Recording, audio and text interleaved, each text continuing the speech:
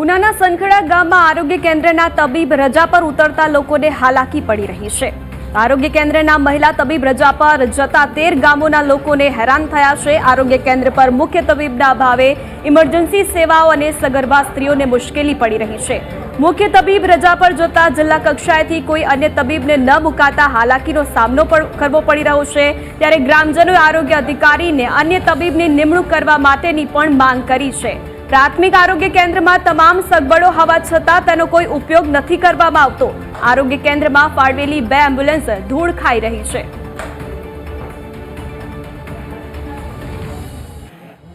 અહીંયા સનકડા પીએચસી કેન્દ્રમાં આજે 15 દિવસ થયા છે। 15 દિવસથી કોઈ ડોક્ટર જ છે જ નહીં અને અહીંયા કેટલા ટાઈમથી મતલબ આવું તો 14-15 વર્ષથી ચાલે। કોઈ પણ હાજર થઈ જાય છે, બીજે દિવસે રજા મૂકી અને નીકળી જાય છે। એટલે આવું 15 વર્ષથી ચાલી રહ્યું છે અને આપણે 7 મહિનાથી તો કોઈ ડોક્ટર અહીંયા છે જ નહીં અને અહીંયા મતલબમાં 13 ગામ લાગુ પડે છે અને 7 સબ સેન્ટર લાગુ પડે છે। કોઈ પણ જગ્યાએ મતલબમાં કોઈ પણ જાતની દર્દીને સુવિધાની કોઈ બધી સુવિધા સારી એવી બધી આપેલી છે, પણ ડોક્ટરના અભાવે કોઈ પણ વસ્તુ અહીંયા પોસિબલ છે નહીં।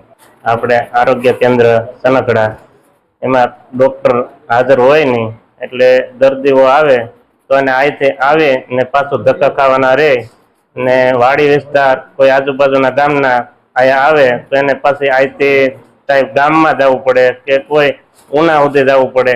અહીંયા આપણે રહેવાની સુવિધા છે ડોક્ટર સાહેબને, તો અહીંયા ડોક્ટર જ ન હોય તો રહેવાની તો ક્યાં સુવિધા છે?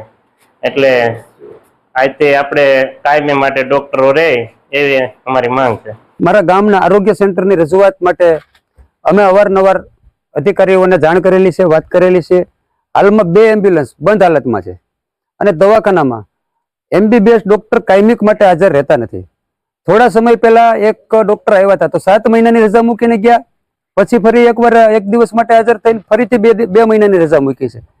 તો અહીંયા નીચેના ગામડા 13 ગામ, સનકડાની નીચે સનકડા આરોગ્ય કેન્દ્રની નીચે 13 ગામ છે, તો 13 ગામના લોકોને એવડી મોટી મુશ્કેલી પડે છે કે જો ડોક્ટર કાયમી હાજર હોય તો તમામ સુવિધા છે, દવાખાનાની અંદર સગવડતા છે ડિલિવરીથી લઈને, અને સ્ટાફ સારો છે, સ્ટાફ પણ કામ કરવા તૈયાર છે, પણ ડોક્ટર ના હોવાના કારણે મોટી મુશ્કેલી થઈ રહી છે। તો અમારી એક એવી સનકડા ગામના જનપ્રતિનિધિ તરીકે લોકોની માગણીને ધ્યાને લઈ અને કાયમિક માટે MBBS ડોક્ટરની અહીંયા નિમણૂક કરવામાં આવે।